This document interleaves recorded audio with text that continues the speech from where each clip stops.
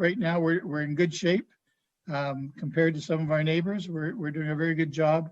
And I know we're all getting tired, but we have to just keep doing what we're doing, believing that someone else is doing what they're doing, and it's all going to be fine before we know it. So thank you all for attempting to do everything you can do.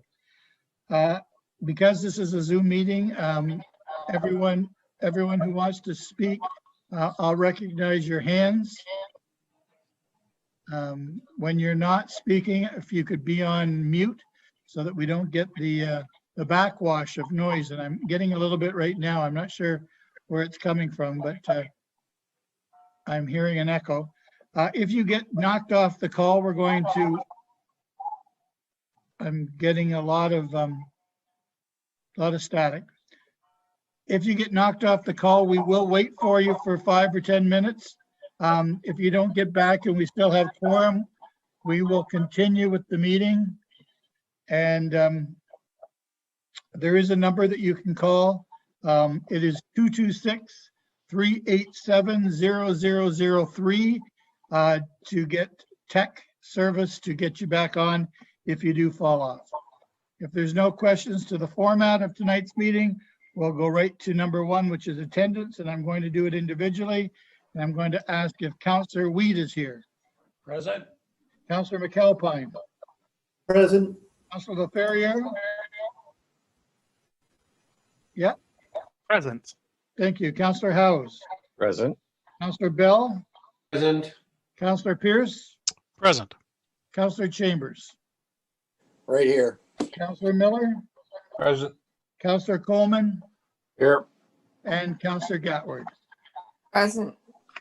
Let the record show everyone is here. Number 2 on the agenda is the approval of the agenda. And Councillor Howes, I think you're going to bring that forward. Well, yes, Mr. Mayor. Moved by myself and seconded by Councillor Miller that the County of Brant agenda for Tuesday, January 26th, 2021 be approved.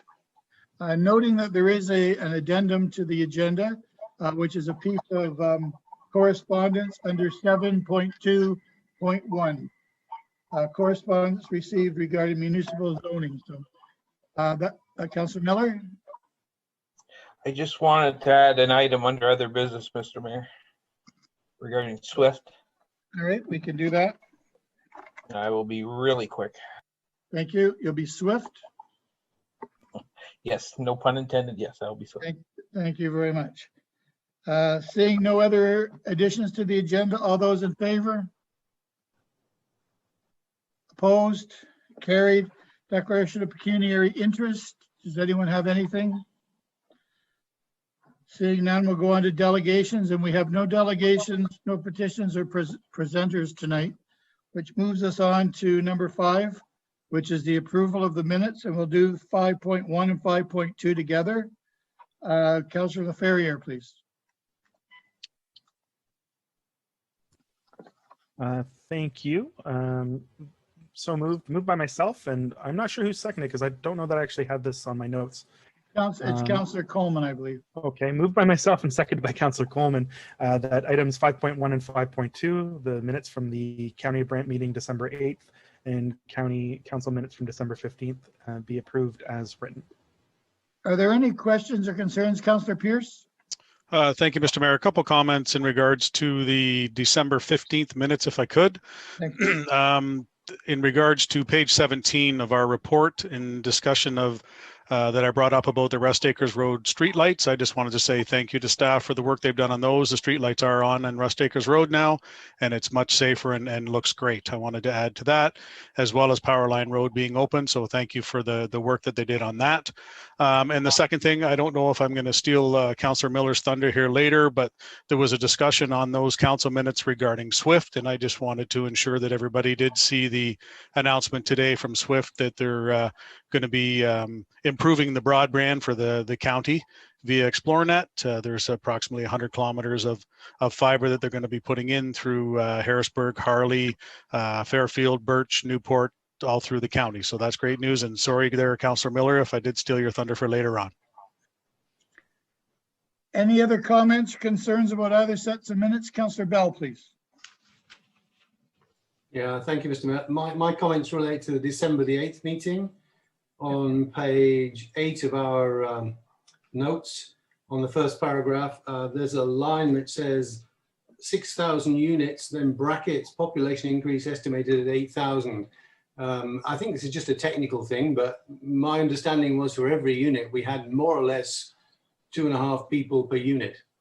So one of the numbers is wrong. I don't know which one it is, but if staff could check that out, I would appreciate it. I have a second comment about the last 2 paragraphs of that same page on page 8, where we talk about population growth of 21,000 by 2051. I would like, just for the sake of the record, that we put in a reference date there, because right now we are at about 40,500. So the increase is not 21, it's actually less. So I think just for the good of the record, if we could put in a datum point that the 21,000 represents a growth from, I don't know, maybe 2016 or whatever the date is. Thank you. So we'll just make sure the author of both those reports or statistics can note the changes. Thank you. Thank you. Are there any other concerns about other sets of minutes? Seeing none, call the vote to accept them as they're written. All those in favor? With the corrections, thank you. Anyone opposed? Great, thank you. Any new business arising from either sets of minutes? Seeing none, we'll move on to the consent items, which there are none.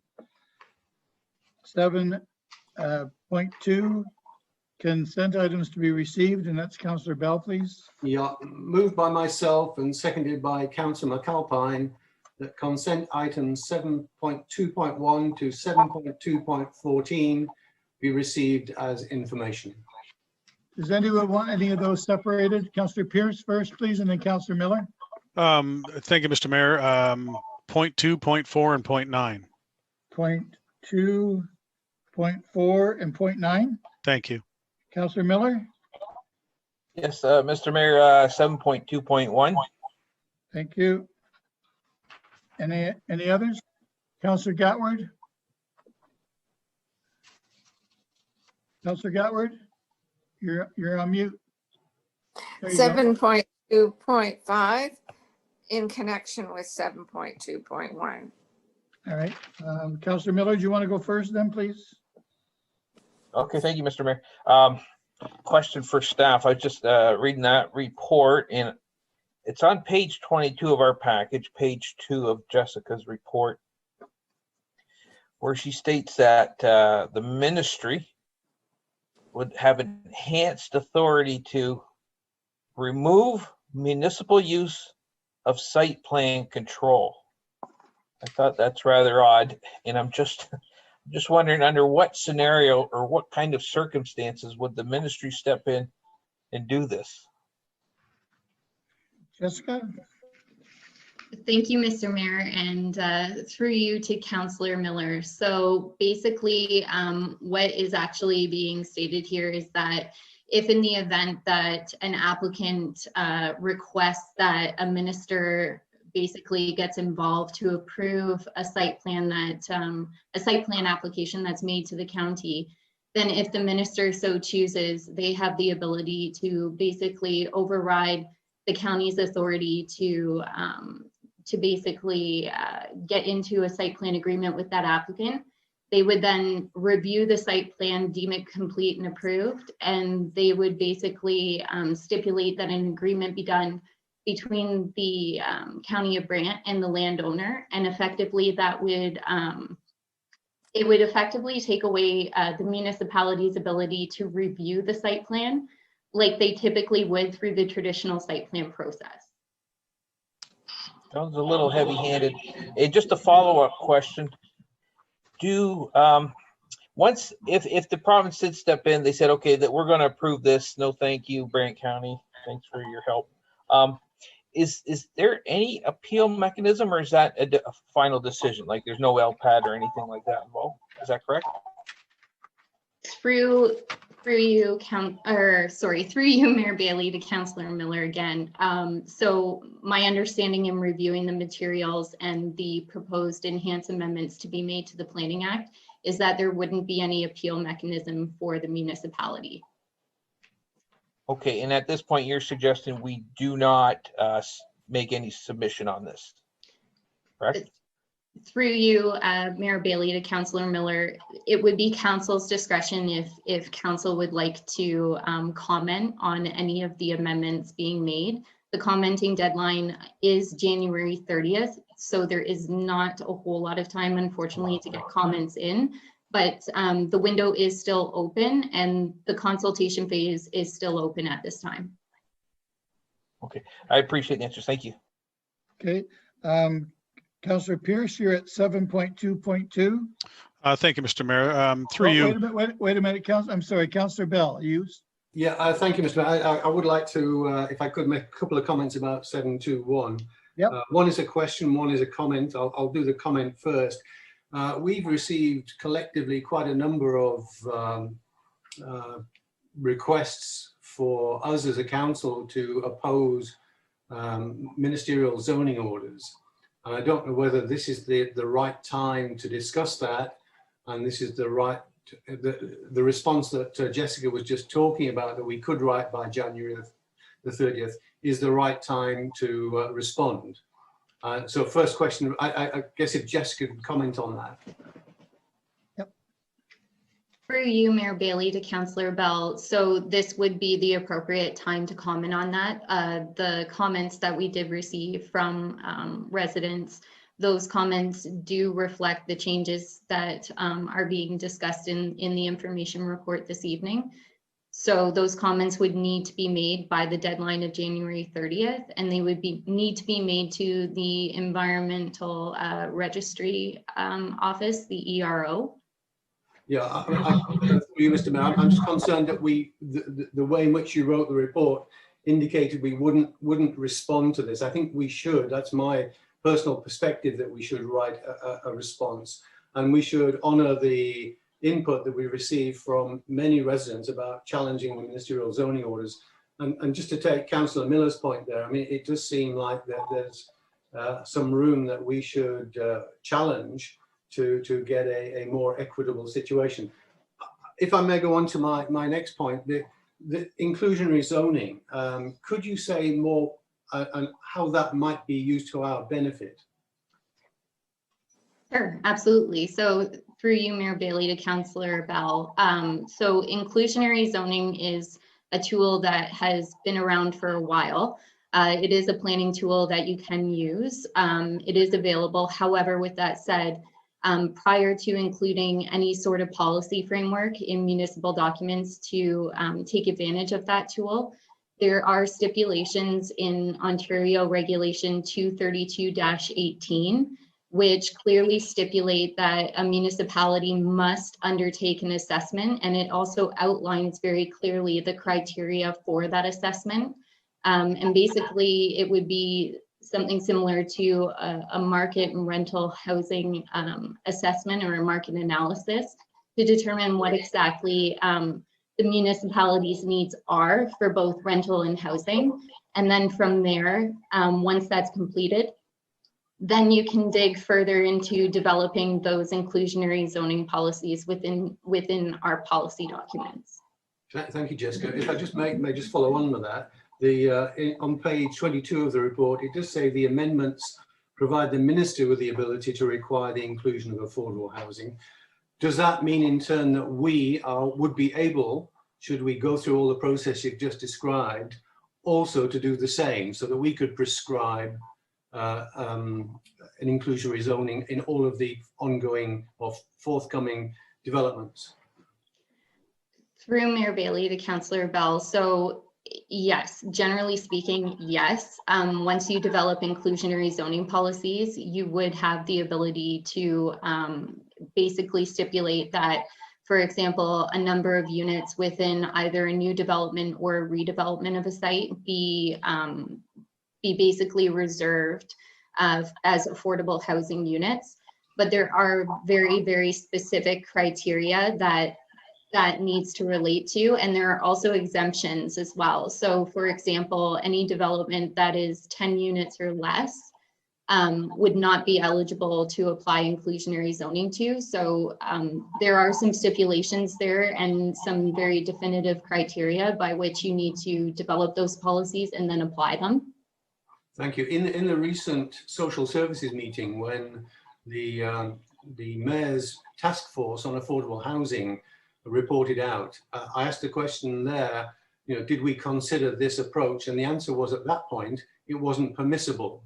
So this looks like it's something which would be to our benefit, and we could use to provide more affordable housing within the county. So I would, again, if we're going to write back, and I think we should, then we should be very supportive of this particular element. Thank you, Mr. Mayor.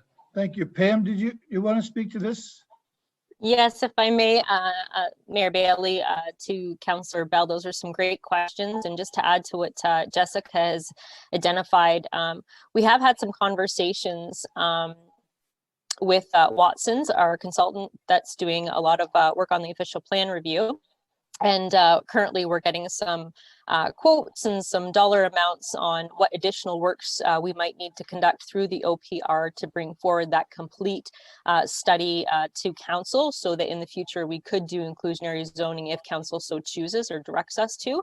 So we will be providing you with some updated information in the next month or so on that. And I also wanted to add that we've had some good discussions the last few weeks with the Ministry of Municipal Affairs and Housing on MZOs. Some of the comments that were identified through public concerns and letters most recently to this report had some concerns about MZOs in the Greenbelt. Minister Clark today at Roma made it very clear that there were going to be no MZOs in the Greenbelt. And we've also connected with Ministry of Municipal Affairs and Housing and asked, what are the ramifications or what impacts could MZOs have on the County of Brant? And they've made it very clear to us that MZOs are only required or could be allowed on areas that are shovel ready. And so we don't find in the County of Brant that we have any, to be very frank, lands that would fit the criteria for an MZO at this time. They would need to have everything from traffic to servicing to ECAs to archaeological all done and completed. And any available spots that we have left in our urban boundaries require studies and are currently being developed in those regards. Thank you, Pam. Councillor Ferrier first, and then Councillor Gatward, please. Thank you, Mr. Mayor, and Mr. Through you. Probably Pam. Pam, I know we talked about this about a month ago, and I just want to know, and maybe this might be for Jessica, I'm not sure, but is the reason that no communication is being sort of offered up as the recommendation, no communication with the province about this, because we are sort of not likely to be affected by it? And I want that to be really clear, because there are concerns about this being used across the province. And I know we've talked about not having anything that would be there, and we would have to request an MZO for it to happen, and we don't have a lot of space, and that it could be. But can you just sort of lay that out for folks as to why? And then I do have a quick follow-up question. Absolutely. Great question, Councillor Lefebvre, through the mayor. Yes, you're quite right. In terms of the inclusionary zoning tool, I think we have a good understanding of how we as a county and staff can help council bring that tool forward if you so choose. And then in terms of the minister's zoning orders, again, we don't see that we have any lands that would be applicable for.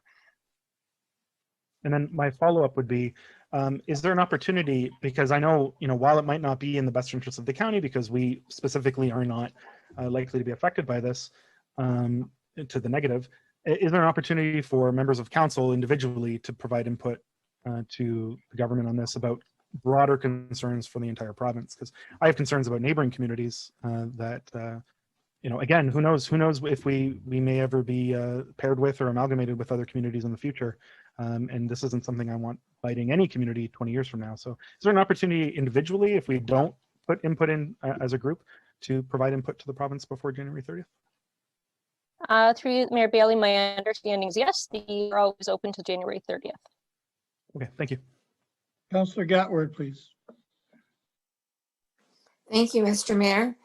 Well, when I read this, I was quite surprised that we had 4 days to comment. It's just like the bill itself, when they passed the bill to do this, it was, you know, snuck in with a COVID-19 funding bill, and the GRCA and the other conservation authorities throughout the province were affected greatly by this legislation as well.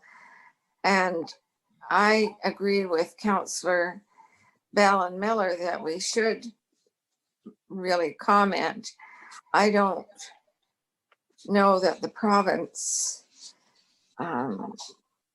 just deciding arbitrarily that, oh, we're not going to make Mr. Brown or Mr. ABC do a site plan when the county is requiring one.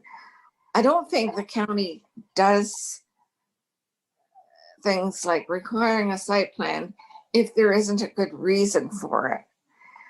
We try and follow all the rules, the provincial legislation, and Pam mentioned that they're not going to do any MZOs in the Greenbelt. Well, the line is drawn at 52 at Coketown. Most of Brant County isn't in the Greenbelt. So I really think we need to provide comments, because this could have a lot of repercussions.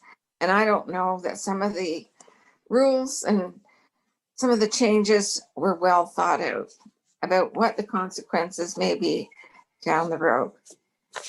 And on 7.2.5, on the back sheet. Councillor Gatward, let's wait until we get there. Oh, okay. Let's just wait until we get there, if you don't mind. We've Sure. let's wrap up 7.2.1 first, and we'll move on. Okay. Well, I would like to see Brant comment, and I could make a short motion unless there's someone else around the council table that would like to do that. I think Councillor Bell would like you to make your motion. Councillor Gatward? Okay, then, Mr. Mayor, I'll move that County of Brant Council authorize staff to provide comments to the ministry prior to January 30th regarding our concern about minister zoning orders for site plan, and also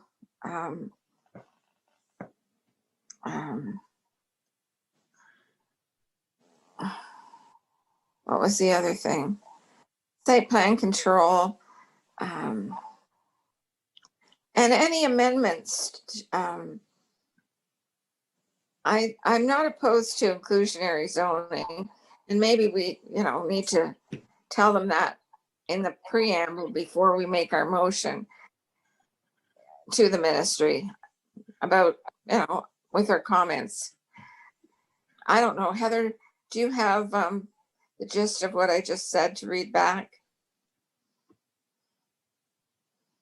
Yeah, I would say we probably, take into account what Councillor Bella talked about as well, that the County of Brant supports the measures to support inclusionary zoning, and that the County of Brant authorized staff to provide comments outlining concerns about minister zoning orders for site plan amendments.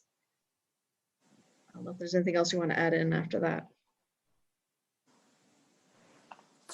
I think that covers it. Councillor Bell, does that cover it enough for me to ask you to second that?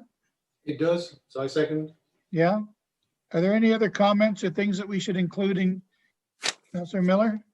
I Thank just, Councillor Coleman. yeah, no, I would well, we're gonna let staff obviously craft the response. But I would, if I were writing the letter, I would encourage the minister to proceed extremely cautiously with zoning orders and to use them as a last resort if needed, and to respect municipal jurisdictions and processes. I don't like the fact that there's no appeal process. We have a process in place for planning. I think over time it's evolved into a very, yin and yang. It's fair because there's room for the applicant, there's room for people to discuss it. So in open fair forum. So I don't want to see this process that we've developed, that has been developed over years for all municipalities, just simply be bulldozed over. And I appreciate Pam saying it's not a huge issue, if at all, in the county, but to Councilor Ferrier's point, it could be someday. So that's why I'd like to see if the ministry does proceed with it, to do so extremely cautiously. And that's my input. Thank you. Councillor Gatward, could we pull enough out of that for you to accept that as a friendly amendment? Yes, and that, we send it to the Environmental Registry of Ontario and the minister responsible. Yep. Councillor Bell, you're still on board to second that? Councillor Coleman, you're next, and then Councillor Ferrier. No, Mr. Mayor, I didn't have my hand up. Okay, thank you. Councillor Leferrier, please. Yep. Yeah, and I believe Councillor Chambers too after, but I saw that. Yeah. Perfect. Yeah, I just want to sort of support what Councillor Miller was saying. I don't think the appeal process at the tribunal level, the LPAT or the OMB, is actually very fair. And I know that's not what Councillor Miller was saying. He was saying the whole process was, but I don't think that last bit is. And to take it, I think it's generally tilted towards the favor of developers, and I've said so on the record many times. And to take even that away as an option, I think is something to really, really do cautiously, or to not do. To not have any local input or public appeal opportunity within MZO, to me, that piece is the part that seems undemocratic. And in a system that I think is already often tilted one way, I think this tilts it even further. And I'm not on board with that. And I think that element of at least there needing to be some form of appeal process for the public, that has to be in a response from the county, because we've seen that issue already as a county. Yeah. Councillor Chambers. Just request that the submission be circulated to all councillors, and as well if staff could circulate to all councillors the Rural Ontario Municipal Association response to the minister's suggestions. Thank you. Heather, is there something we can pull out of Councillor Leferrier's statement to put into the amendment too? Is there anything that was different? Not really. I don't know. I can reread what I have, and then you can see if there's anything else you want to add. Okay, thank you. That with respect to the consultation on the implementation of provisions to address site plan matters and inclusionary zoning, County of Brant Council authorizes staff to provide comments through the Environmental Registry of Ontario in support of inclusionary zoning and outlining concerns about ministerial zoning orders, particularly with respect to site plan control, and encouraging caution proceeding therewith. That these comments be copied to the Ministry of Municipal Affairs and Housing, that a copy of the letters be sent to all members of council, and then I guess the last piece would just be direction to staff to provide that ROMA response to members of council. Thank you. I think that seems fairly complete. Councillor Gatward, are you still behind that? Councillor Bell, you're still behind that? Any other comments or questions? Call the vote. All those in favor? Opposed? Thank you. Thank you, Heather. I hope you've got that.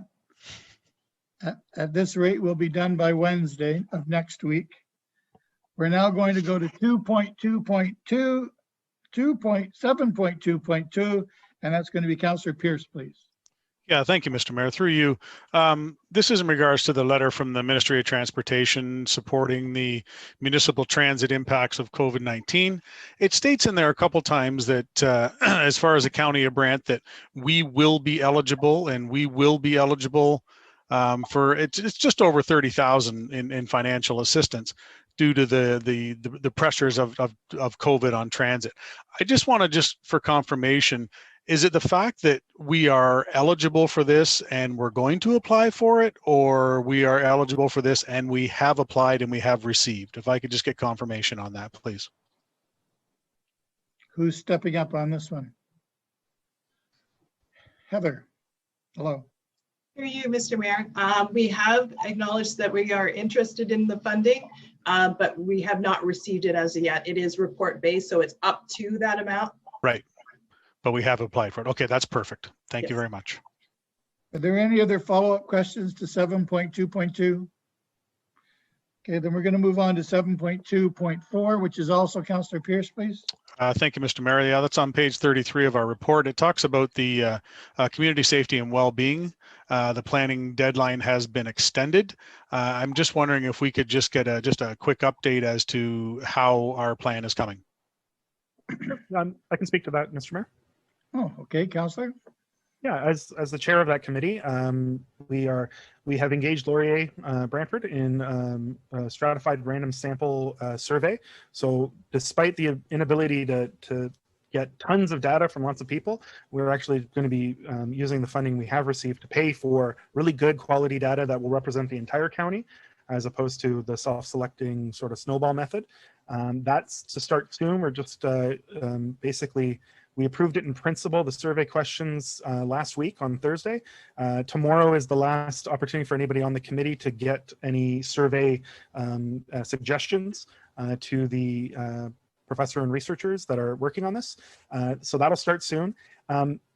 We had taken a pause at the beginning of COVID. We were just about in March to launch this. And because it was the public engagement piece and COVID hit, it's been 9 months or 10 months now of not being able to move on it because of where we were. And we are moving on it now. So we actually have less time than we had hoped for, all things considered, but we do have a request into the province to see if we can have a little more time. It will come to council likely in June or so, a completed report. But I am really confident of the ability of staff with the sampling we're doing to have a good report, and the work that we did for about a year ahead of time on impacts and input. I think a lot of what we're going to find will dovetail with things we already have planned and will strengthen a lot of things that Councillor Chambers has talked about before around mental health accessibility. We've seen a lot more of that, for example, and helping our police with mental health services. And other things of that nature. But we'll have great data that we can use as a council and as staff for 6, 7, 8 years to come about these issues. So I'm really looking forward to it. And yeah, about June, it should come to council, if not a little sooner. Thank you. Sid, did you want to say anything before we go to Councillor Gatward? Through you, Mr. Mayor, I think Mark covered it off quite well.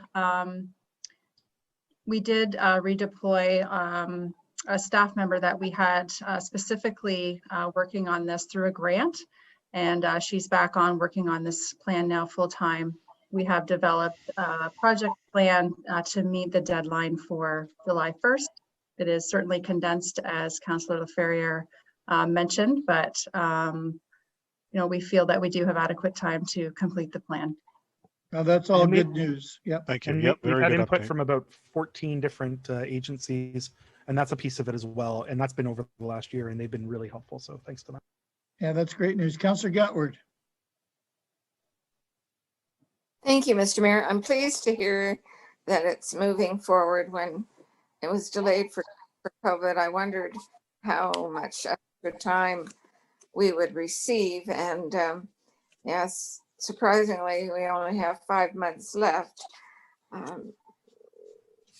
Is it possible, through you, Mr. Mayor, to the chair, is it possible for members of council to receive that survey and comment?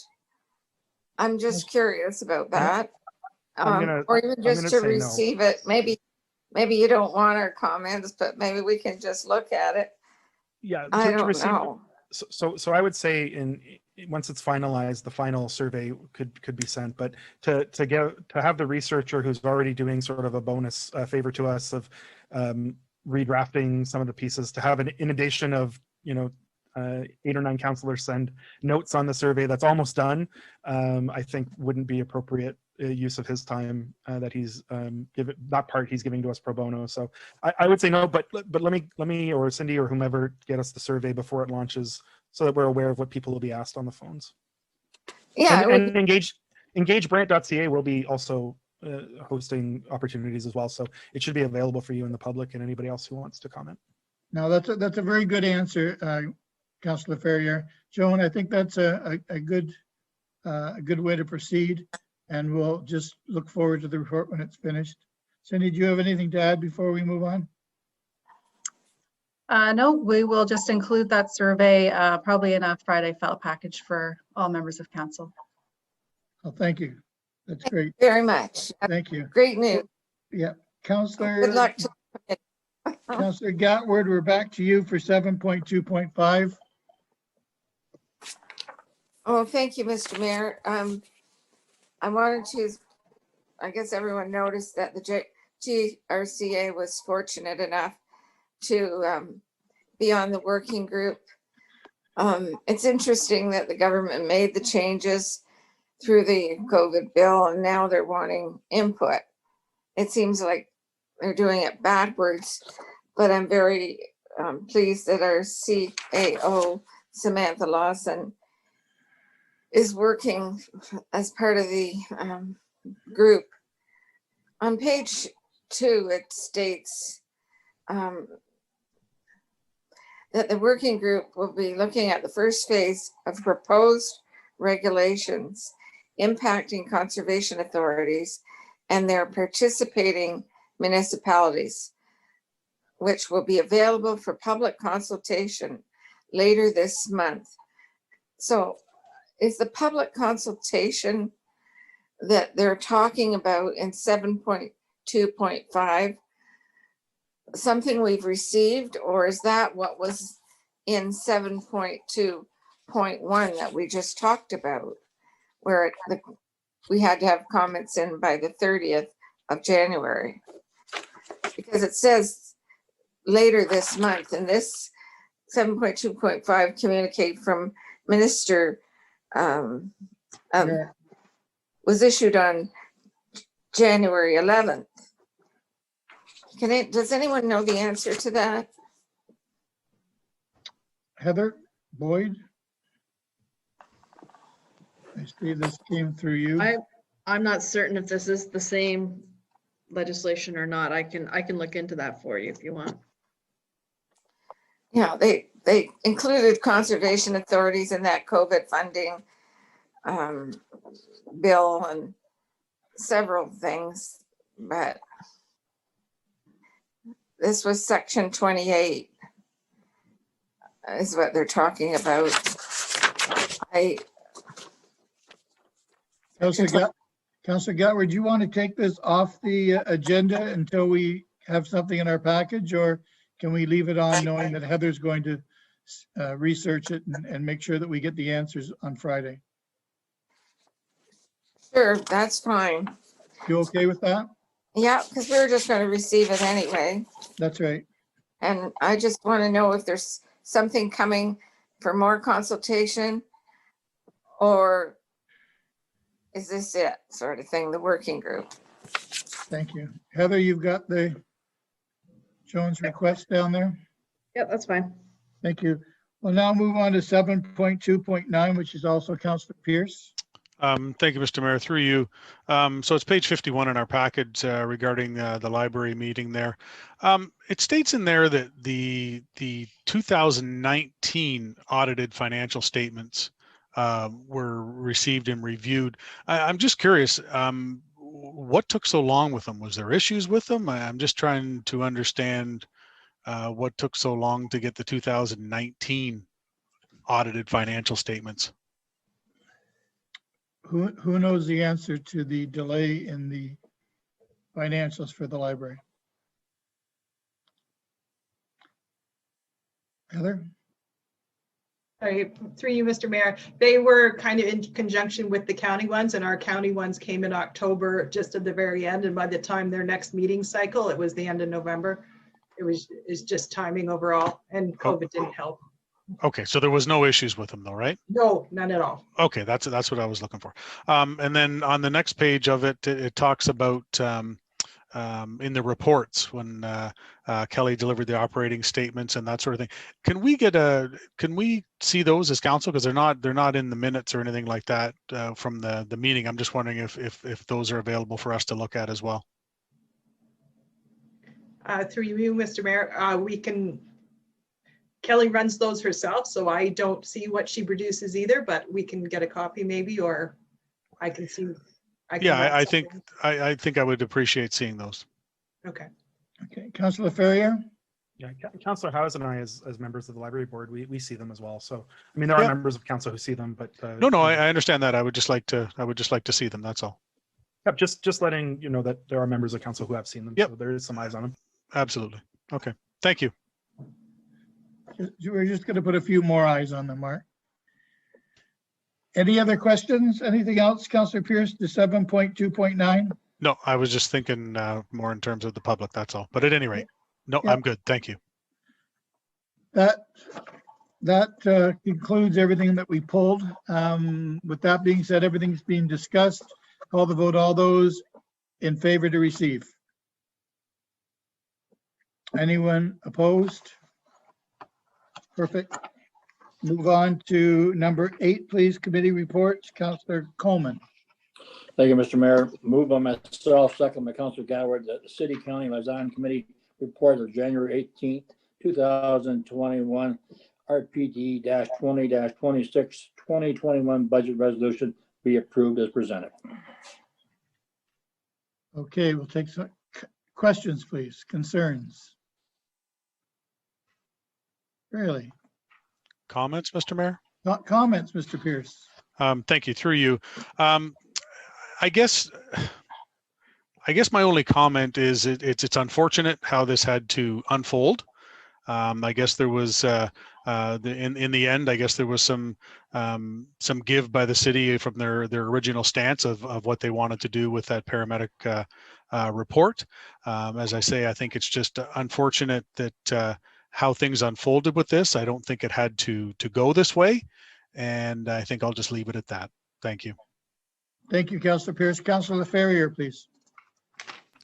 Thank you. As chair of the Paramedic Services Committee, I have received some correspondence from paramedics and management, and they're happy with the way the county folks on the liaison committee represented the county on that. And I just want that said. And kudos to Mayor Bailey and Councillor Miller, Councillor Gatward, Councillor Coleman for how they presented the county's opinion on that and how they worked through these issues. So I just want to throw that out there, and I have a lot. I guess I do a lot more than I think because I've had to answer on everything a little bit today. But I just think that was a really good. The county represented itself and the interests of the community very well in that committee, and that's what I'll say. Yeah, thank you. Any other comments, Councillor Coleman? Do you have your hand up? Yes, I do, Mr. Mayor. Echoing on Councillor Ferrier, I thank staff for having all the information that we needed there beforehand and during the meeting, and Heather Mifflin and Michael Bradley for being there and their support. That's where needs to be thanked. Thank you. That's right. And as everyone said, it's unfortunate that it went that way, but we did come out looking like stars, and Councillor Coleman's right.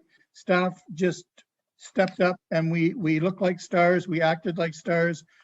We behaved ourselves, and I think it was a good day for the County of Brant. So thank you to staff. Councillor Miller. Just to add on a little bit. Yeah, no, I thought we did well. The meeting itself, I thought it was amicable. I thought it went well. I thought it went maybe too well. So I hope the city doesn't think it went so well that they can use it a lot more in the future. So. Well, we all have our box of tools, and that might be one that they decide to use every now and then, but that's up to them. But anyway, thank you for everyone. It was very well done. Seeing no other conversation, call the vote. All those in favor? Thank you. Opposed? None. Thank you. 8.2, Councillor Miller. Moved by myself, seconded by Councillor Chambers, that the Planning and Development Committee report of January 12th, 2021 be approved. Any questions? Councillor Bell first. Yeah, thank you, Mr. Mayor. I have a question about item 8, and it's more a matter of principle so that I can get it right for the next time round. Staff recommended approval of this application. The applicant had done all that was necessary, paid all the fees that were necessary, and the discussion shifted when it became clear that the applicant wasn't actually going to personally undertake a cannabis production and processing plant. And then we rejected the application. I just draw the parallel with somebody who buys a house and then improves it and then sells it. And I just wonder whether we have the moral right to say, if you make an application, you do all that is necessary, you improve something so it becomes more valuable when you sell it, that we then reject it. And I don't fully understand the reasons why we rejected it. And I would just like to lay that out there and for somebody to explain to me so that the next time around we have an equivalent application, I will understand how I should vote. I leave that to whoever wants to answer the question. Are there any other councillors that want to comment to that? Because it was a very strange discussion and a very odd result and a funny vote. Councillor Gatward. Thank you, Mr. Mayor. Well, I would just comment by saying that the applicant made an application to modify Prestige Industrial and make a special exception for a permit for cannabis production and processing. That's fine. But then his agent came forward and said, oh, it was a tenant that's was going to operate the cannabis operation, but now they've backed away, but the applicant still wants to move forward. Well, that would be changing the zoning on a property that it's not needed. And we could go through the whole process, do a big site plan. Then the next person that comes along wants to lease it for something else and doesn't even want to put cannabis in there. So Councillor Chambers was correct, bringing forward the fact that this is premature, this application, because we don't even know what's going to happen in that site. It could be used for anything. I believe Cahoon's rep said that it was going to be used for warehousing, not what kind of warehousing, but certainly that would be more compatible with the Oak Hill area where all those homes are. So that's why I supported the refusal, because I agree that it was premature and we don't just go changing the zoning for the future usually. So that's my explanation, and maybe Councillor Chambers wants to add to it, or planning staff, I'm not sure. Councillor Chambers. Mr. Mayor, every application is judged by its own individual merits, and every councillor has a right to vote accordingly. That's that should right. say it all. Yep, Councillor Miller. Then Councillor Bell. Quickly, Mr. Yeah, thank you, Mr. Mayor. Quickly to Councillor Bell's point. I mean, I think he made a good point, but comparing it to somebody buying a house, it's not the fairest comparison. Cannabis is a bit of a special creature.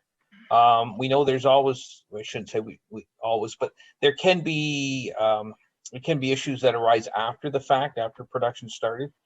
And I don't appreciate when somebody comes and makes an application to rezone something, but they're not going to take ownership of whatever they're zoning it to. And that was the case here, and that's why I supported the refusal. Like I say, if somebody come forward, a property owner, and they have ownership, we could look to them to be responsible for what goes on, what transactions occur there after we, as a planning committee, rezone it. So that's why I supported the refusal. And to Council Chambers' point, yeah, we look at each one on its own merit, and to me, I think we made the right decision. Councillor Bell, do you want to finish that off? You're muted, Councillor Bell. Fully accept the approach that councillors Miller and Chambers take. I mean, it is an individual choice, but it just seems to me that we have actually created a situation where the people with reasonable intent have asked for a change in the permitted use. They didn't say they wanted to do it, they just wanted a change in the permitted use. And they went through all the steps that they were required to do. They got a staff review that says we approve this, and we are actually rejecting it almost out of personal preference rather than out of rational argument. And I find that difficult to square. I can see Councillor Chambers shaking his head and now turned into a tree. But I do appreciate that I do need to understand this, because it will come up again. Councillor Ferry first, please. Yeah, I thank you, Mr. Mayor, through you to Councillor Bell. Again, I'm not sure if we should really be relitigating this, but that said, you know, I'm not against cannabis production. We have some in our ward, and so my vote was the same as Councillor Chambers and Councillor Miller, and it's not out of personal preference. It was out of the merits of the case as I saw it on that day. And I'd like to remind Councillor Bell and anybody watching that the applicant has a chance to reapply. A future applicant has a chance to reapply. They have a chance to go to tribunals that I already said are pretty slanted in favor of the developers if they so choose. And again, there's lots of opportunities there. And I've said this about houses and other things too. And people lose here that, you know, I often ask, what are their recourses for both sides or either side? And you know, this is why we need appeal processes, is because they have an opportunity to go in other directions. And I think that's fair too. But just because you paid your money for the application doesn't mean you get in. My students, my day job, pay for applications to go to 3 colleges or universities, and 2 of them might say no, and 1 of them might say yes, or all of them might say no, and they don't get their feedback, right? So I think preference isn't the reason. It was for me, it was the merits of the case at the time, and I'll stop there. Thank you, Councillor, for your opinions. Thank you for stopping. I think it was just a very unusual situation that it was going down one track and got onto a roundabout and didn't get off where I thought it was going to get off. But I think we all did vote, and I think the right thing happened. But it was a very strange process, and it was a very unusual application. So I think the conversation was good, and we'll recognize another one coming forward, and maybe we'll do a little bit more talking before we vote next time, just to make sure everyone's clear. Anything else to be said about 8.2? Seeing none, call the vote. All those in favor? Anybody opposed? Thank you. We'll move on to 8.3, which is Councillor McAlpine, please. Moved by myself and seconded by Councillor Wheat that the Committee of the Whole 221 budget report from November 12th, 2020 and January 14th, 2021 be approved. Comment. Heather Boyd. If I could just remind everyone that this is with the recommendation for approval amended as per 8.1. Yes. Thank you. Comments, concerns? None? All those in favor? Opposed? Are you in favor, Councillor McAlpine? Yeah, okay, good. Opposed? Carried, thank you. 8.4, Councillor Pierce, please. Thank you, Mr. Mayor. Bear with me here. My screen just moved on me.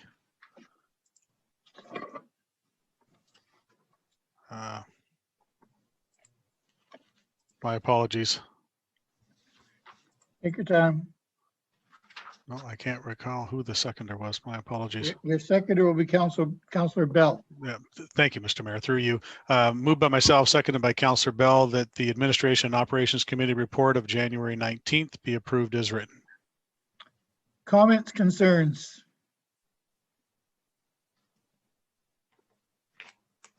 Seeing none, call the vote. All those in favor? Opposed? Carried. Go on to number 9, please. Staff reports. There are none.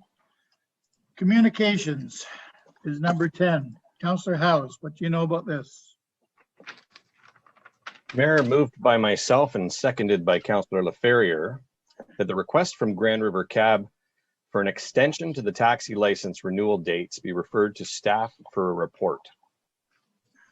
Questions, concerns? Seeing none? Call the Councillor Ferrier. Yeah, just a quick question. When might we expect this back? Because it does seem like there's a timeliness to it due to COVID and pressures. So when might we, because I'm just thinking approve or disapprove, there's, domino effects in timing. So. Yeah. What are the timeframes? Hello, Jody. Good evening. Through you, Your Worship, to Councillor LaFerriere. I can indicate that Greg is aware of this request, and I think there is already a provision in the county's bylaw to deal with extensions. So that's the report that would be coming back to you. I suspect in a month or month and a half's time is roughly what we're earmarking, if that's acceptable. And a follow-up, if I may, would that also include in the report anything about the proposed fare increases and that piece as well?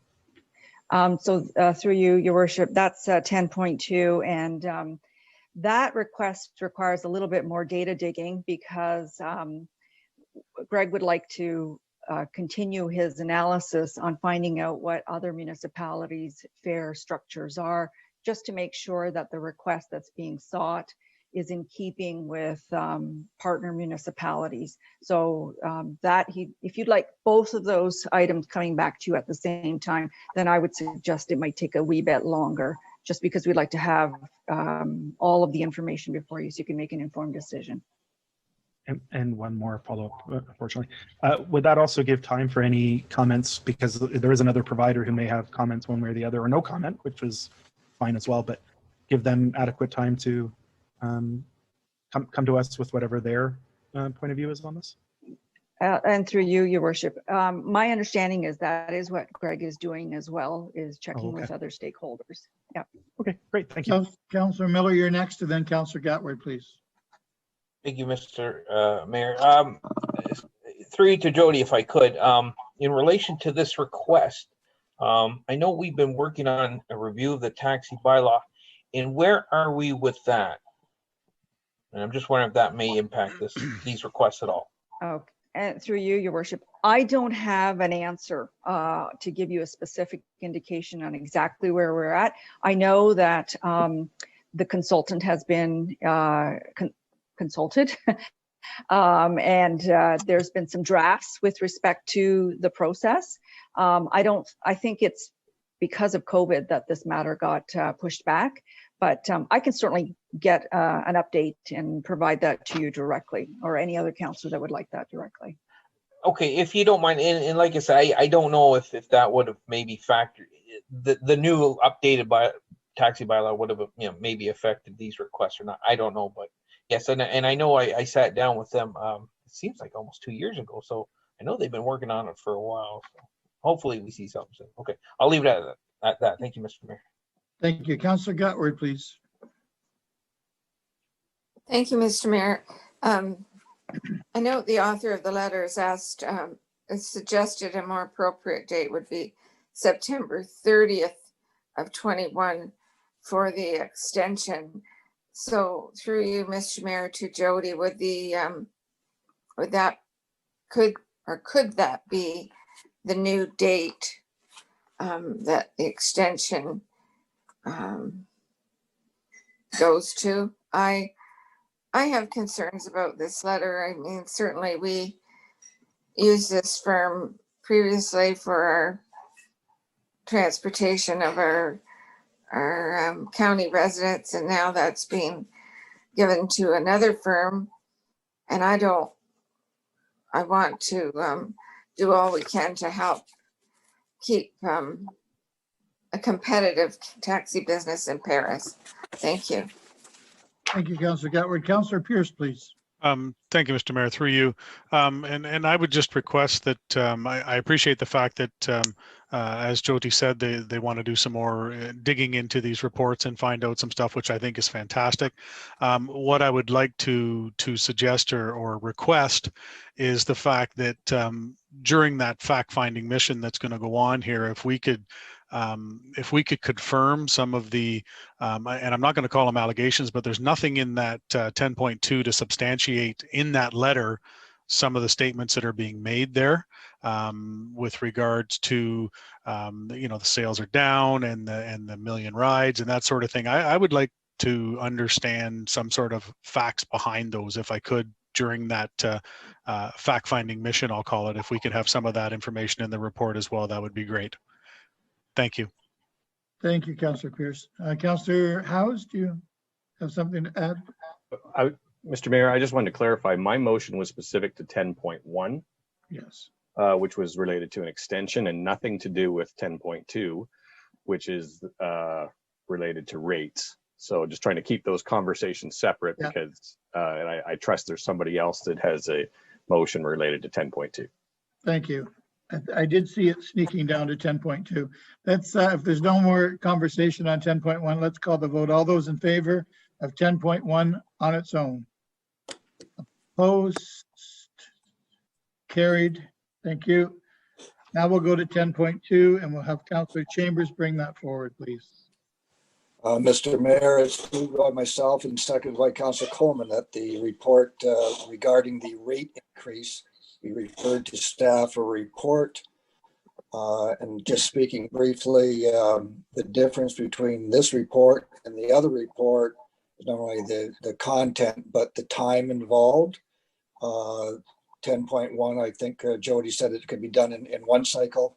So I'm going to just add that and that the report be returned in 2 cycles. All right. Are there any comments? Your seconder supports your altering? Yeah. Yeah, I got a thumbs up from Brian. That's great. Councillor Gatward? Thank you, Mr. Mayor. My only comment to add would be that this is our only local transportation provider. I believe the other 2 companies that provide are out of the county of Brant. So it would be nice to help them all we can, in my opinion. Thank you. Thank you. I think it's going to be very good to see the report when it comes in. I'm sure that it'll be very thorough and very fair. Are there any other comments or concerns about 10.2 before we vote? Being none, call the vote. All those in favor? Is there anyone opposed? Thank you. It's carried. Moving on to 11. This is a resolution brought forward by Councillor Wheat. Yes, I have it. It's a notice of motion brought forward by myself. It's a recommendation. There's 4 different whereases. I'll read them. If somebody wants them read, you probably have them all in front of you. And I would go to the last paragraph. Thank you. Therefore, be resolved that staff be directed to investigate the options for turning over the operations and/or ownership of the Paris Lawn Bowling Club and the St. George Lawn Bowling Club to the user groups and report back to council with their findings. Okay, this is a, yep. Do we have I'll any second it, comments? Mr. Mayor. Okay, I got a seconder and Councillor Coleman. So it's on the floor and I have some hands up. Councillor, how is your first? Thank you, Mr. Mayor. Through you, I guess I have perhaps a question to Councillor Wheat and just an overall comment. I'm struggling with understanding this a little bit because it specifically targets the lawn bowling clubs in Paris and St. George, which everybody knows are the two parts of the county that are growing the fastest and the most. And so I'm struggling to understand the idea of us looking at the county being less involved in a recreational service instead of more involved in a recreational service. I don't see us looking to divest ourselves of other recreation and athletic activities. So I don't see myself supporting this motion. I wanted to explain why, but I also wanted to give Councillor Weed an opportunity to explain his strategy a little bit. Councillor Wheat? Yes, thank you. Through you to all members of council who maybe have questions similar to Councillor House. When you referred to St. George as a fast-growing area, you are absolutely correct. And one of the buildings back in the early 2000s that was turned over to a user group was the St. George Old School. And the Children's Center took it over, and it appears to be a fairly successful operation that is no longer costing the county a dime, and it is well used by the community. Another hall that has been turned over is down in Onondaga. Granted, Onondaga is not the fastest growing area in the county, but still it's a population, it's a settlement area down there. And that hall is doing very well with a user group taking over the management of it. When I look at spending a lot of money on number one, the Paris one, yes, we could do that, but then that's taking away revenue streams from our Brant Sports Complex that has 4 different rooms in it that people could be renting. It also takes away opportunities for people to rent at the Burford Arena that has 2 rooms that can rent, and the St. George Arena, which has 2 rooms that people can rent. So we're building something that's going to go in competition of something that we already have. When I look at the 75,000, that's just a start. There'll be a lot more money involved there if we go forward there. And in St. George, as I pointed out to you during budget deliberations, if you look at the capital plan, the 5-year capital plan, there was a whack of money to be spent in St. George in the neighborhood of 40,000. If you turn those buildings over to the user groups, the county's not going to be obligated to make them, to retrofit those buildings going forward by 2025, where you have to make them accessible for all members of the public that have challenges in life. And I have nothing against the people with challenges in life. I have a nephew that's severely challenged, but we won't be obligated to do that. So that's my reasoning there, Councillor Howes, and any other member of council had a similar question. Thanks, Councillor Weed. Do you have a follow-up question, Councillor House? Just a clarification. In the examples that Councillor Wheat gave in those examples, was it the operation of the facility that was turned over to the user groups, or was it the ownership? Two different scenarios there. Operations was turned over at the Onondaga Hall to the user group. Ownership was turned over to the Children's Center at the St. George Old School. As a daycare? Yeah, that's correct. Okay, I am, while I understand, while you were clear, I still look at the lawn bowling clubs as more of a recreational pursuit that has some advantages for our growing population, particularly I see it as something that's suitable for seniors. So I'm more in favor of the county staying involved, but that's just my point. Thank you. Councillor Ferrier, please. Thank you, Mr. Mayor. Through you to Councillor Wheat.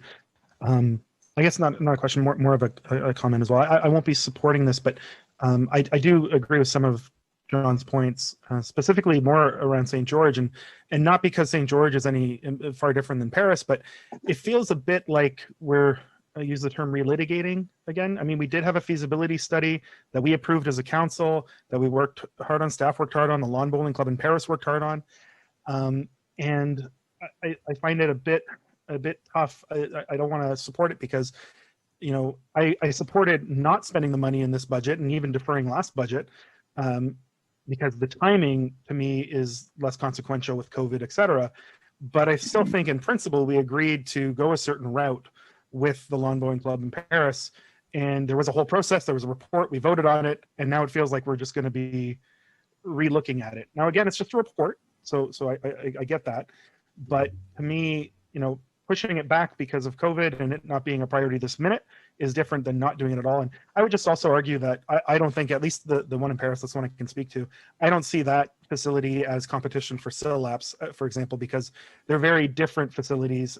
Councillor Howes and I have been to both on a bit of a tour, and they offer different things. I would just hate to see the potential that it eventually be sold to a developer because the Paris space, and I have to go visit the St. George space.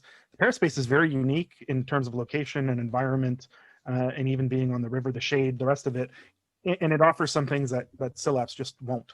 And again, we've kind of gone through this, and it feels almost like, to me, pulling the rug out from under the plan we've already approved in principle. So I won't be supporting it at this time.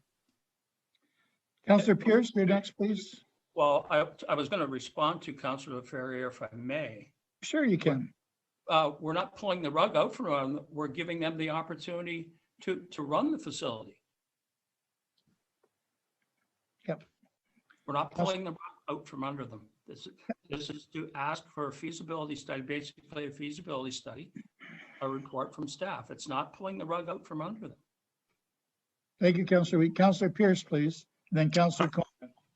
Thank you, Mr. Mayor. Through you, I'm just wondering if Councillor Wheat would be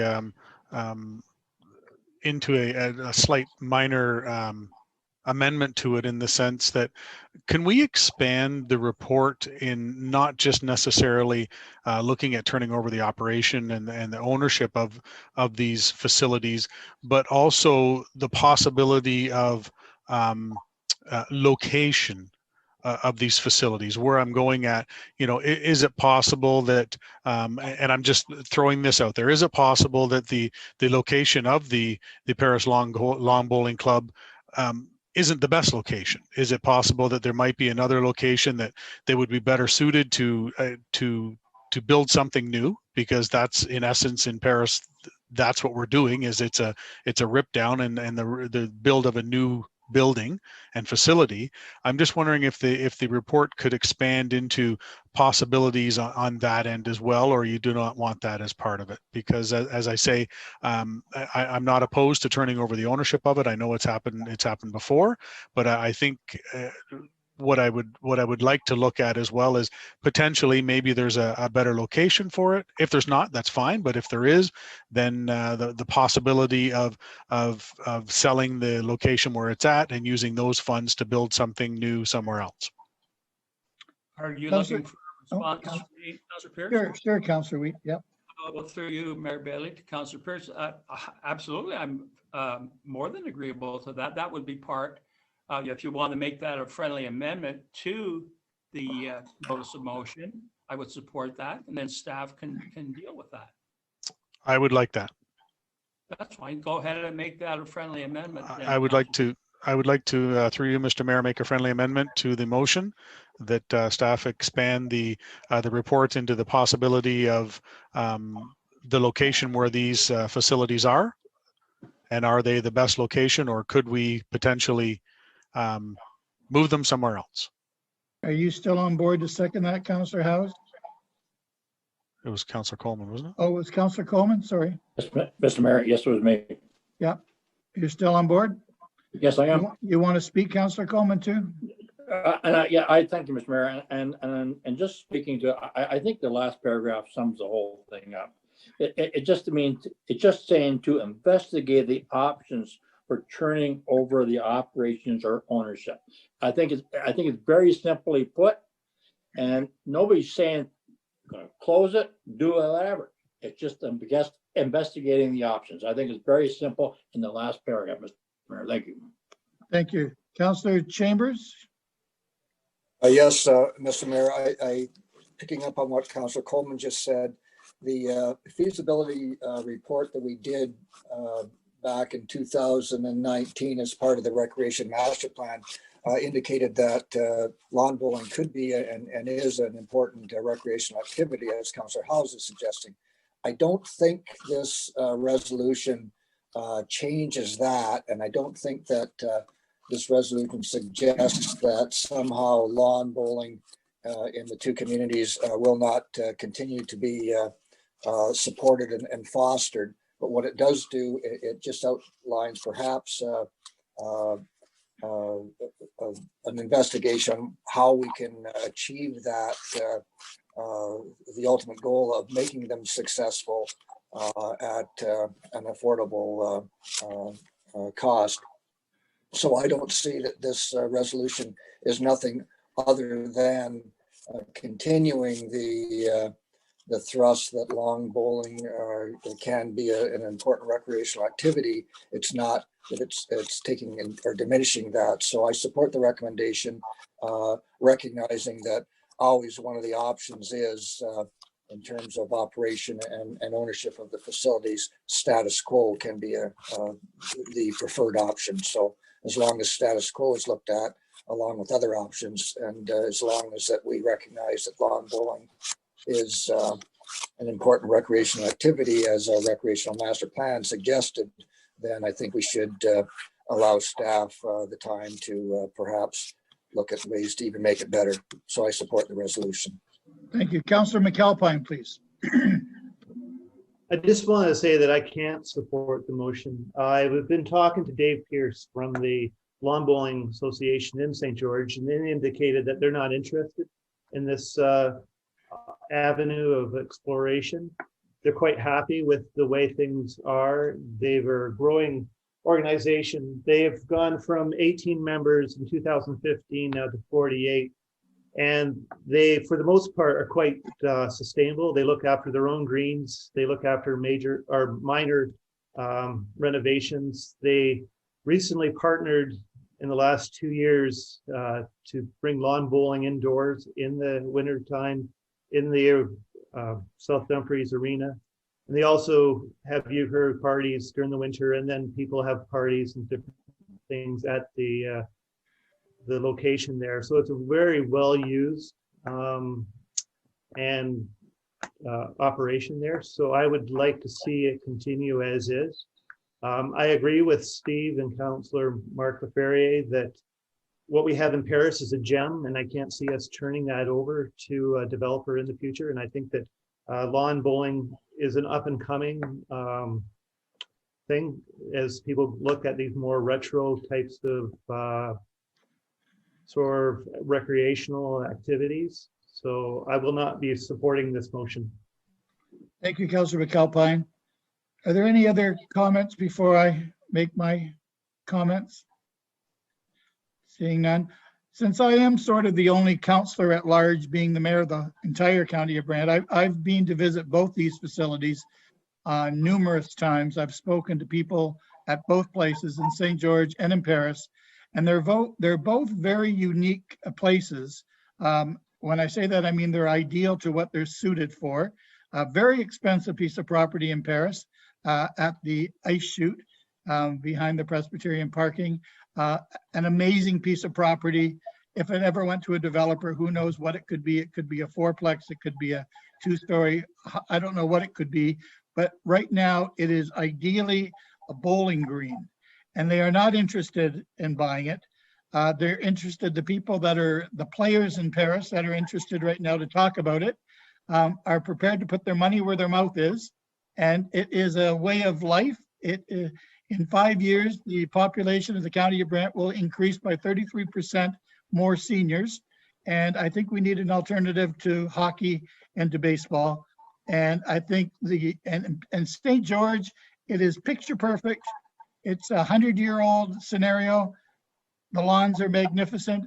I've talked to the people in Paris. They're not interested to go to Greens Lane. They don't want just greens. They want those greens because they're ideal. And they're reminiscent of 100 years ago, and they know they can't afford a piece of property like that. It's unbelievable that they have advantage of a piece of property like that. So with neither neither groups of people being interested in our proposal, I can't support your recommendation either, Councilor Wheat, because I love being at both places because it feels right, and they certainly have nothing to do with the rooms that we rent at our other facilities. So I can't support it, and I'm going to go to Councilor Bell before we call the vote. Yeah, thank you, Mr. Mayor. Just for clarity, I'm not quite sure that the issue of affording it comes into it. If I understand rightly from what John Wheat is saying, he's looking at the options for turning over the ownership to the Paris Bowling Club. He's not. I don't think that's an issue that they would have if they suddenly became the owners, would they? Well, yeah. Well, yes, they would. Councilor Wheat, do you want to explain that, please? Well, the cost of turning it over, the ownership, I'll refer back to the old school in St. George. The cost of that transaction was $1. $1. I think $1 is very affordable. Yeah. So I'm struggling to understand the argument you just made, Mr. Mayor, about them feeling like they wouldn't be able to afford it. I think, aren't we giving them an opportunity here? No, we're not, Councillor Bell, because what we've done is we've spoken to them and we've offered them different options. We'll give them more bowling greens for free if they move away from the spot they have now, and they can go out to Greens Lane, and we'll give them 2 or 3 bowling greens. The options that we're giving them are not to purchase that piece of property at the ice shoot. It's to. Then I'm really confused. I'm not quite sure what Councillor Wheat is. I think I understood Councillor Wheat saying, let's give it to them, then they maintain it, and we as a council don't have to maintain it. I don't think there's any argument, any discussion about making them pay to receive it. Well, it's not nearly that clear. I've met with staff. Kathy Ballantyne has put a whole lot of hours into this for me, and we've had renderings done. Councillor House, please. Thank you, Mr. Mayor. Yeah, and just furthering that discussion, and to Councillor Bell's point, I'm looking at the lawn bowling as a sports and recreation facility, and I'm just wondering why are we targeting lawn bowling? Like, should we look at Paris Minor Hockey and see if they want to take over operation of the arena, and say with baseball clubs and other, and I don't necessarily see the same comparison to the school being sold for $1 to turn into a daycare. I don't necessarily see that the parallels there because it's a recreation facility. Thanks. Councillor LaFerrier first, please, and then I'll let Councillor Wheat respond. Thank you. Yeah, I think either way, I think it's an issue of capacity. And, we've been asking these groups to increase their membership and their organizational ability. And I know in Paris, at least, they have been, but they've also been planning for what we sort of recommended when last we were speaking about this. And that's where the comment about the rug out from under. But I do understand that piece. But even if it's given them $1 or given to them for $1, there's still a lot of capacity issues there when we're asking them to focus on one thing. And I do think this is a sort of, if you build it, they will come. I think letting these groups focus on increasing their membership and capacity is the right thing to do right now. And I do feel like this might be a bit of a waste of staff time at this time, especially when we're looking at, not being able to do much for maybe another 7, 8, 9 months in terms of getting people back in the doors and doing this sort of thing. So there's a practical element of it that I'm, again, one of the reasons I'm not going to support this at this time. Councillor Gatward, then, yep. Councillor Gatward. Thank you, Mr. Mayor. Can I ask the Paris Club, what is their membership number at now? I don't know there's anyone here from the Paris Bowling Club here, Councillor Gatward. So none of there the councillors know that information. I know at one time I knew it last year. Pardon? That I knew it last year when we were litigating this the first time, but I don't know it right now. Yeah, I remember they were down to 8 at one point, and then they pulled up their socks and decided, hey, we better use it or lose it. And I think Councillor Wheat just said they have 48 in St. George. I don't know what kind of shape the building's in St. George. I know that they've made improvements to doors and so on and so forth that we've helped out with through grants. The building at the Paris site, we used to go there for cemetery meetings, and I was familiar with it then, but that was a long time ago. Now I know we made improvements at the Paris building as well because they had a flood once. And I think we spent $75,000 or $80,000 on repairs. So is the issue with the building at Paris that it's too small or too decrepit or needs repairing? Can someone tell me that? Well, it's all of those things, Councillor Gatward, but there's money in the budget for it. Is Kathy Valentine on the call? Yeah, there's 75,000 for a study, I guess. I thought that was to build. Oh, here's Cindy. That's like Kathy. Just having a computer issue here, but hopefully you can see me, hear me. Yeah. I don't have, through you, Mr. Mayor, as many details on this as Ms. Valentine would. But I do recall from the feasibility study that we completed last year, it indicated that the current building in Paris was at end of life. So there were two options in proceeding with the building itself. One was to renew that building or to replace it. And both those options were close in terms of cost. So the recommended option was to move forward with replacement. And as was included in the decision package, that was to move forward in two phases. The first part was 75,000, I believe, to do a detailed design, and then following that, move into construction. I also did just checked in a previous report. There were, as of last year, 70 members at the Paris Lawn Bowling Club.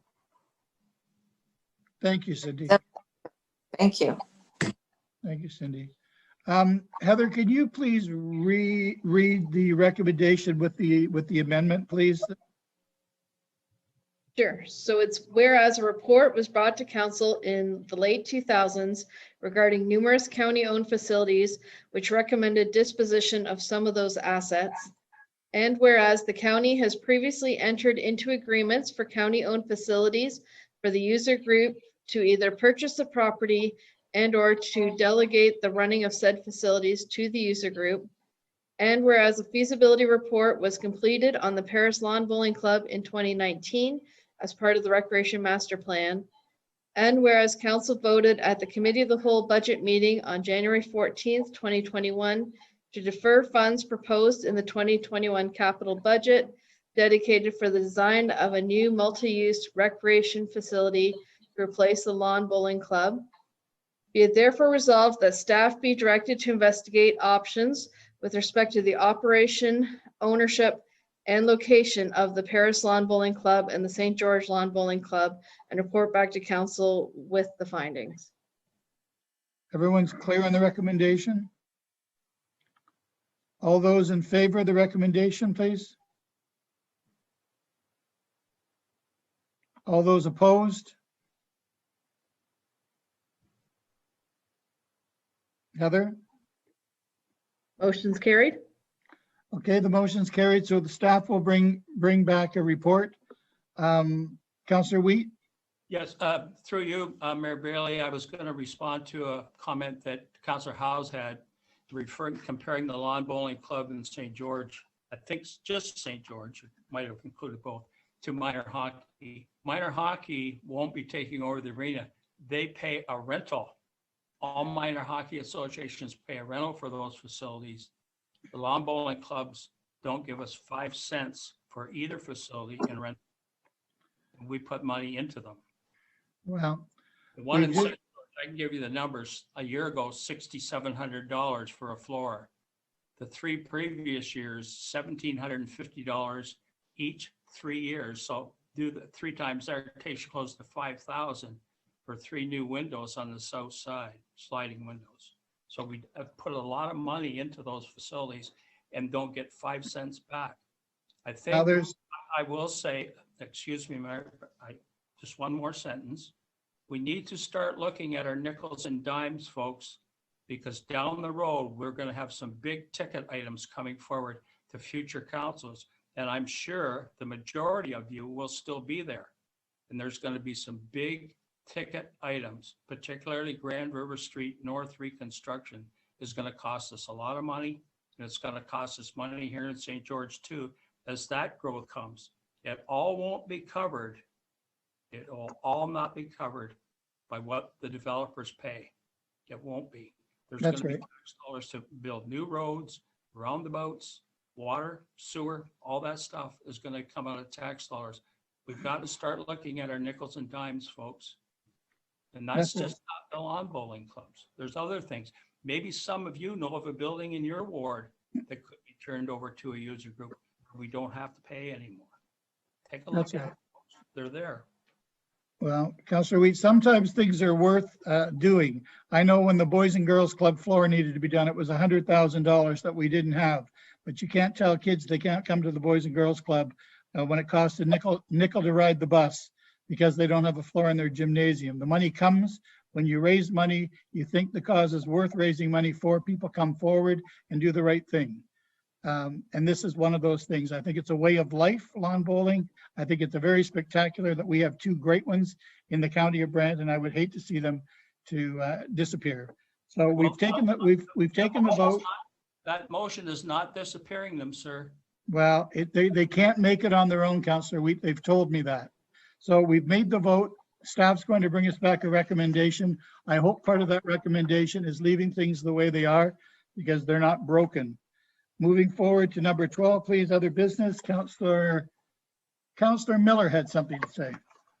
Yes, thank you, Mr. Mayor. And very quickly, as Councillor Pierce has pointed out and stole my thunder, the swift announcement for Brant County came out today, and I'm just going to go over it very, very quickly. That announcement was for the successful bidders for broadband, to provide broadband service to those that don't have it in the county. And when I say Brant County, I'm talking the geographic area of Brant County, so Brant County. And that includes the new credit and Six Nations reserves. So there was 4 projects, had allocation of the funds from SWIFT. In our case, they all went to ExploreNet, and in other jurisdictions, it's spread out. You'll see 5 projects come forward, and there might be 5 different ISPs. It just worked out that ExploreNet was very, very aggressive in how much broadband they were willing to put out there with the funds they had from SWIFT. So we did very well as far as if you look at kilometers put in the ground, premises passed, and all that. And the nice part is of the 4 projects, one actually went to the Six Nations Reserve, and the other 3 were spread out through the county of Brant. One out in Ward 1, one in Ward 4, and then the other one in Ward 5. And if you go to the SWIFT Rural Broadband website, it wasn't up to, I didn't see it today when I went there, but it should be up soon. There will be a map of the actual premises that will be upgraded to the high speed. So I think actually, Councillor Chambers, your road's there on the way to Harley. And I know through Councillor Weed, I talked to some people out Harrisburg way. They're very happy. So it should be good. It should all be done by 2023. But if anybody has any questions, email me, call me, whatever. I'll be glad to help you. I probably sent out 100 emails today to all kinds of people because a lot were wondering, well, am I in it? Am I not in it? And some I knew, some I didn't. I'll just say that of all the premises that were underserved as far as broadband goes, these 4 projects will only cover about 25% of those that were underserved. So keep in mind, if you have poor, slow internet right now, there's a 75% chance you're going to have slow internet after these 4 projects. So for the rest of us, like myself, that are going to still have slow internet, you're going to have to wait for Swift 2.0 or some other solution. And that's just the reality. We only had so much money, but I'll be honest with you, Swift stretched every dollar as far as they can. I know that for a fact. Again, any questions, you call me, you email me, or any constituent, feel free to do it. Thank you, Mr. Mayor. Thank you. Councillor Chambers and then Councillor Wheat, please. Through you, Mr. Mayor, to David, I'm just wondering, I did look at the website today and the individual properties were not listed. There's no maps available. You indicated that they will be available at some point, and I'm just wondering when they are and where I can direct people to look on the internet to see if their properties in Harley and Fairfield and the places in between will be the ones being served. Yeah, no, I checked the map as well, and it was not updated with the Brant County information. So I expect that. Give it a couple days. As soon as I see it's there, I'll send you the link, and then you can forward it on to whoever. Thank you. Councillor Wheat, please. Just a comment. I'd like to personally thank Councillor Miller for the work he has put into this. This didn't happen in the last couple of days. And you've made some people in Harrisburg who were yelling at me very, very happy. Thank you, David. Well, I didn't have a whole lot to do with it, but I'll take some credit. Thank you, Jeff. Thank you, Councillor Miller. Any other questions to Councillor Miller? Seeing none, we'll move on to number 13, please, which is in camera. Councillor LaFerrier, please. I have this now, moved by myself and seconded by Councillor McAlpine that the County of Brant Council convene in camera to discuss litigation matters affecting the municipality and advice that is subject to solicitor-client privilege regarding Planning and Development Committee report. So moved. Thank you. Call the vote. All those in favor to go in camera, please. Thank you. Same piece of property. And my concern is I don't fully understand what we're actually approving on this. And maybe the planning department could explain what it is we're approving and confirm that there is no conflict with what we're going to see at the committee next week on Tuesday. Thank you. Can someone from planning please speak to 3.21? Pam? Yes, thank you, Mayor Bailey, through to Councillor Bell. Yeah, this is a Lizani development, Mile Hill. It's for part lot control application. So in essence, it's just a way of consent on a block that's part of a larger plan of subdivision that council's already seen. It's pretty straightforward. There are no surprises. And to my understanding, there is no connection to a forthcoming application that council will see. Thank you very much. That clarifies it, Councillor Bell. Thank you. Councillor Gatward, could you go through the motions, please, to make sure that 3.21 gets resolved, please? Certainly. It's moved by myself, seconded by Councillor Wheat, that bylaw number 3-21 be read a first time. Thank you. All those in favor? Opposed and carried. Thank you, Councillor Gatward. Second reading, please. Moved by myself, seconded by Councillor Wheat, the bylaw number 3-21 be read a second time and all clauses and preambles be adopted. Are there any questions or concerns other than Councillor Bell's regarding 3.21? Seeing none, call the vote for the second reading. All those in favor? And if you could read it for the third time, please, Councillor Gatward. Moved by myself, seconded by Councillor Wheat, that bylaw number 3-21 be read a third time, passed, signed, and executed. Thank you, Councillor Gatward. All those in favor, please. Opposed? And that's carried. Thanks, Councillor Gatward. You're welcome. I guess that takes us to our next meeting. Is there anything else for the betterment of the County of Brant that we didn't squeeze in under new business? Councillor Wheat? Yeah, but just to Councillor Bell, At the last meeting, I was hoping to get a little bit of an update from Councillor Bell from the Health Board. Sorry, Councillor Bell, I could have phoned you at home.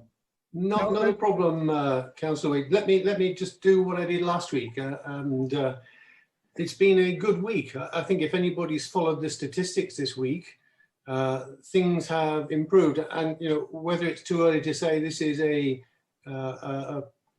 direction that we can sustain, I don't know.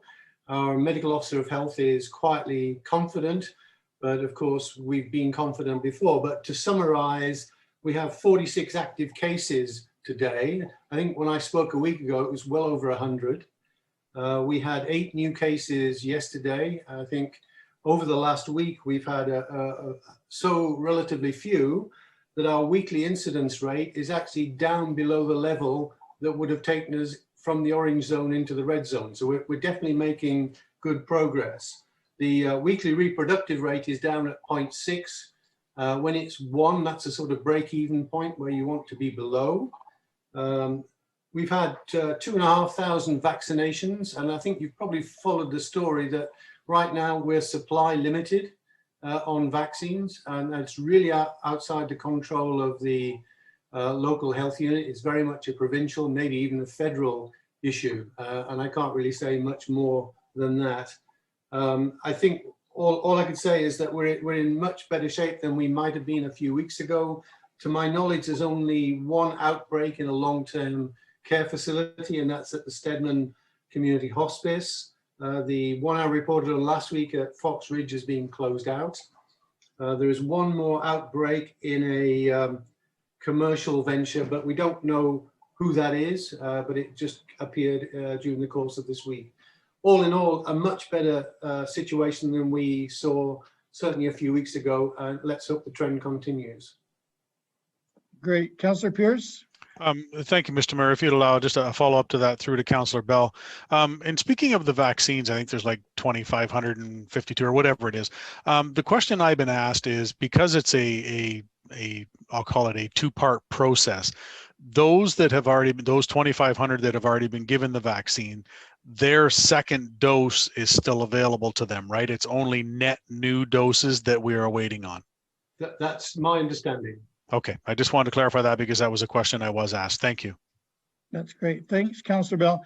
This is probably a good time to mention that Councillor Bell has been reappointed to the chair of the health unit, brought forward by Mayor Davis and myself, which is really great that we both agreed. Councillor Bell, you're the first thing that the mayor and I have agreed on. Good for you. Talk about spreading unity. You're a very, very good man, Councillor Bell. I'll try and keep it up. Councillor Ferrier, you had something to say. I just wanted to, basically what John Weed had said, I just wanted to make sure we were getting the report, because we were getting one from Michael when we met, but I think it makes sense to have it from Councillor Bell whenever we meet. So glad we had it. Yeah, great. Is there anything else for the betterment of the County of Brant? Councillor Wheat? Yeah, through you, Mr. Mayor, through you too, Councillor Bell. I really like that number when you said vaccinations, because that's a positive number. I like that number. That's a positive one. We need to be positive. Yep. Things are looking great in the County of Brant. With that being said, the next meeting is Tuesday, February 23rd at 6 o'clock. It's going to be electronic. Be there or be square. Looking for a motion to adjourn. You can. Councillor Pierce. Be there in a square.